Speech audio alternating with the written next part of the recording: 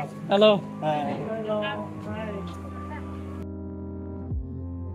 Waktu terus berputar tak berhenti. Meski tak ingin berjalan. Now we are on the top of the mountain. No, we will go. We still on the road.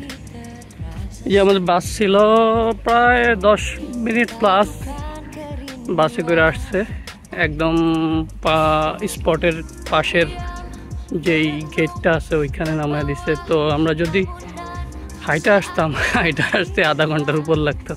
তারপর পাহাড়ি area এর গল্প share করা হয় নাই, আমাদের drone রাখা দিছে। ঢোকার টাইমে ক্রস চিহ্ন দেখছি, সাইকেল অনেক ইলেকট্রনিক জিনিস ড্রোন ইউজ করার নিষেধ। তারপরে যখন ব্যাগ স্ক্যানিংয়ে দিলাম ওরা বুঝে ফেলছে ভিতরে কি আছে, ব্যাগটা সুন্দর করে ভদ্রভাবে রাখা দিছে, বলছে যাওয়ার টাইমে নিয়ে যাবেন। আর এমনি উড়াইতাম না, যেহেতু নিষিদ্ধ সাইন দেখছি ড্রোন আনতে দিতে উড়াইতাম না, কারণ লাভ নাই। আচ্ছা, এটা সম্ভবত মেন পয়েন্ট টেম্পলের। ব্যাং উই হ্যাভ টু পাহাড়ে কষ্ট করে ওঠা লাগবে না, পাহাড়ের মধ্যেও স্কেলেটর লাগাই দিছে।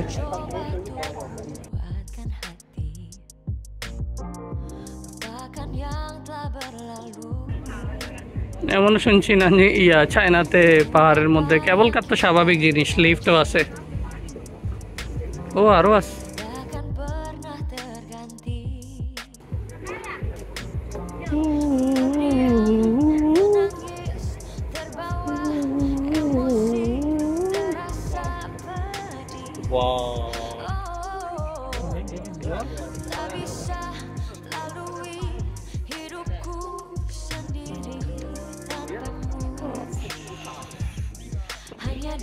আচ্ছা, আবার এই যে উপরে ওঠা লাগবে, চলন্ত সিঁড়ি আছে।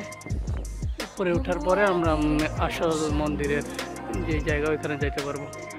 আর এটার যে হিস্টোরি ওইটা আমি পরে অ্যাড করে দিব ক্যাপশনে। নিউ শাওশান মাউন্টেন বৌদ্ধ ধর্মের জন্য অনেক গুরুত্বপূর্ণ একটি জায়গা। এইখানে যে পাহাড়টা আছে এটাকে নিউ শাও মাউন্টেনও বলে, যার মানে হচ্ছে ষাঁড়ের মাথা। পাহাড়েও কষ্ট করে আর ওঠা লাগতেছে না। অর্থাৎ এখানে দুইটা পাহাড় আছে, পাহাড়ের দুই পাশের যেই ল্যান্ডস্কেপ এটা অনেকটা ষাঁড়ের শিংয়ের মতো, তাই এটার নামকরণও করা হয়েছে এইভাবেই। তবে এই জায়গাটা বৌদ্ধ ধর্মের জন্য প্রাচীনকাল থেকে অনেক স্পেশাল একটি জায়গা। আমরা লেট করে ফেলছি, 3টা বাজে গেছে প্রায়। আমাদের আসা উচিত ছিল সকাল সকাল, কারণ অনেক বড় এরিয়া, ঘোরার অনেক জায়গা আছে এই জায়গায়। But we are too late. এনাতে মনে হয় প্রথম এত এক্সপেন্সিভ টিকিট কাইটা কোথাও এন্ট্রি নিছি। 100 RMB থেকে ডিসকাউন্ট দেওয়া 50%-এ 50 RMB মতো পড়ছে, তারপরেও কম না, 700-800 টাকার মতো পড়ছে। কারণ এরিয়াটা অনেক বড়, এই যে এখান থেকে পুরো সিটির ভিউ দেখা যেতেছে।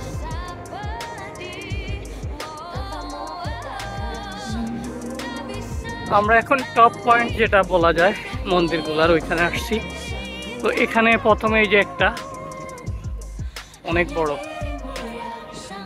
তারপরে এই যে আরেকটা সেকেন্ড, আর এটা আধুনিক স্ট্রাকচার আর মানে পুরাতন আর মিক্স কম্বিনেশন। এই সাইডে আরেকটা আছে সম্ভবত, এই জায়গায় 3-4টা মন্দির একসাথে। এটার গোল্ডেন ইয়ার ভিউটা সুন্দর লাগতেছে অনেক, আধুনিক ভাইব, আর এই সাইডে পুরাতন স্টাইলের। এটা যে আমার ক্লাসমেট আছে ও বৌদ্ধ ধর্মের, ওরও রিলিজিয়াস, বৌদ্ধদের জন্য একটা বিশেষ মন্দির এরিয়া আর অনেক হিস্টোরিক্যাল।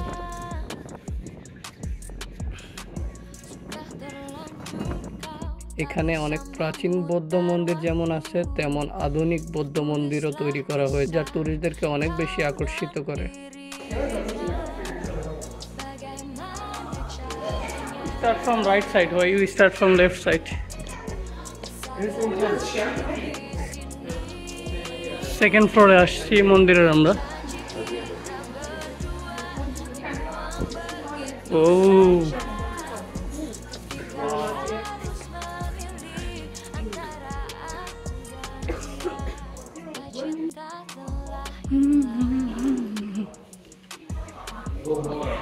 লিফট লিফট লিফট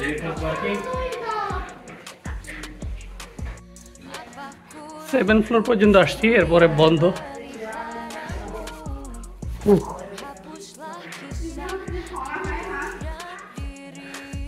উপরে আরো ফ্লোর আছে, কিন্তু বন্ধ করে রাখছে।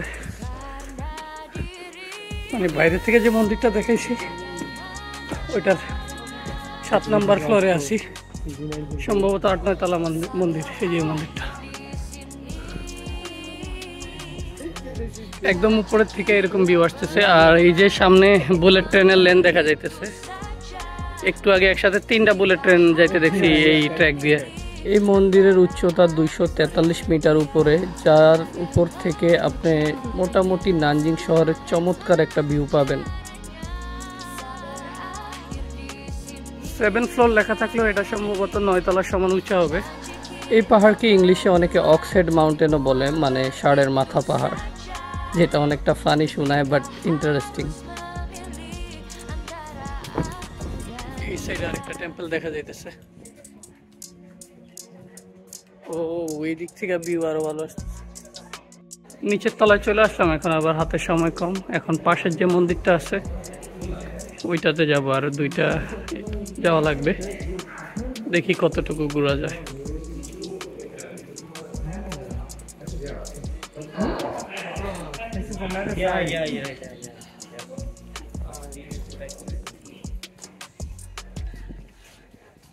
We should go big one first. যতটুকু জানতে পেরেছি 2015 সালের আগ পর্যন্ত এই জায়গাটা অনেকটা লুকোচুরি অবস্থায় ছিল, কিন্তু 2015-র পরে নতুন যেই স্থাপনাটি তৈরি করে হয়েছে এটা অনেক আকর্ষণীয় ছিল। এরপর থেকে মানুষের আবার এখানে ভিড় করা শুরু হয়, প্রচুর টুরিস্টের আনাগোনা শুরু হয় এই জায়গাটিতে। এগুলো কি কেন বাইরে রাখছে আমি জানি না, ধর্মীয় কোনো কালচার থাকতে পারে। চাইনিজ সরকারের এই দিকে প্রশংসা না করেই পারা যায় না। তারা তাদের প্রত্যেকটা জায়গাকে পুরাতন হোক বা আধুনিক কিছুই করুক এমনভাবে আকর্ষণীয় করে তুলে ধরে মানুষ আসতে বাধ্য। যেমনটা বলেছি, টিকিটের প্রাইস এখানে প্রায় 1600 টাকা, স্টুডেন্ট ডিসকাউন্টে 800 টাকার মতো পড়ে।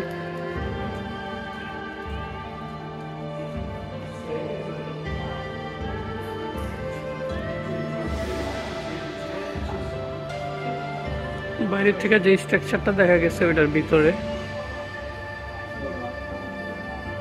ও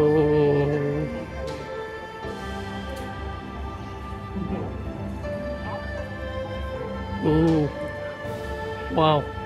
আর ভিতরে প্রবেশ করার পরে আপনি পায়ে হেঁটেও মূল স্থাপনা পর্যন্ত যেতে পারবেন, অথবা বাস আছে যেটাতে 160 টাকার মতো ভাড়া পড়বে।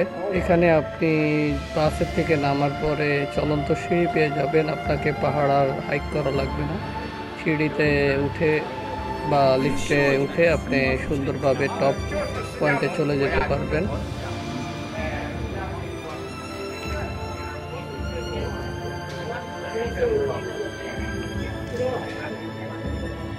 বাইরে থেকে এটার বিশাল সাইজ দেখে আমি ভাবছিলাম ভিতরে অনেকগুলো ফ্লোর হবে, লাকিলি কোনো ফ্লোর নাই, যার কারণে একটু তাড়াতাড়ি দেখতে পারলাম, হয়তো অনেক টাইম স্পেন্ড করা লাগতো। এখানে প্রাচীনকালের সম্ভবত বৌদ্ধিজমের হিস্টোরিগুলা ছবির মাধ্যমে দেখানো হয়েছে, যে আগের কালের বোর্ডগুলা, আগের কালের স্ট্রাকচার ঘরের।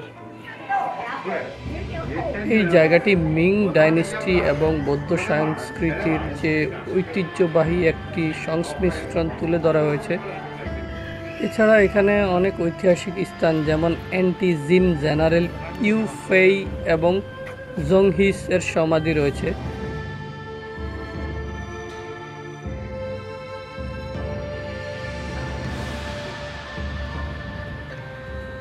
সাউন্ডটা যে মিউজিকটা আসতেছে অন্যরকম একটা ফিলিংস দিতেছে। This kind of view when the Buddha set his egg. Hello, আমার এই পিছনে যেটা ছিল এটার থেকে মাত্র বেরিয়েছি, এটার মধ্যেই একটা বৌদ্ধ মূর্তি ছিল অনেক বড়, তো এটা ঘোরা হয়েছে। তারপরে এটা ঘুরলাম, এখন হলো পিছনে যে মন্দিরটা আছে এই যে এইটা যাব, এটা গেলে সম্ভবত মোটামুটি শেষ, কিন্তু এখানে এরিয়াটা অনেক বড়। নিচে আবার কি This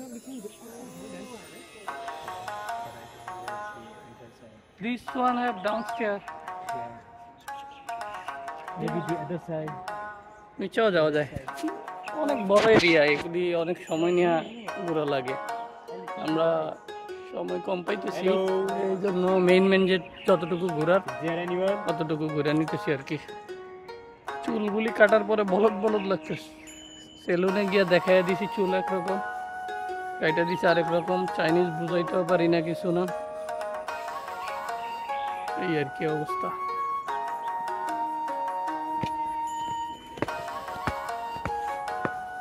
তো যতটুকু জানতে পেরেছি, বৌদ্ধ ধর্মের গুরু নিউচু চ্যানের জন্মস্থান এবং সাংস্কৃতিক ঐতিহ্য নিয়ে নিউশো পর্বত হলো চীনের একটি বিখ্যাত বৌদ্ধ পর্বত স্থান, যেটিকে আমরা নিউশোসান মাউন্টেন হিসাবে জানি।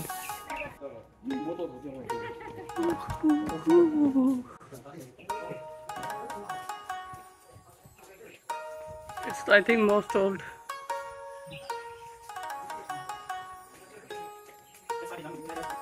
এটা বন্ধ করে দিয়ে রাখছে, অনেক পুরাতন মন্দির। এটা ভাঙ্গা টাঙ্গা যাইতে পারে, রিক্স আছে, এই কারণে পাশের থেকেই শুধু দেখা যাবে।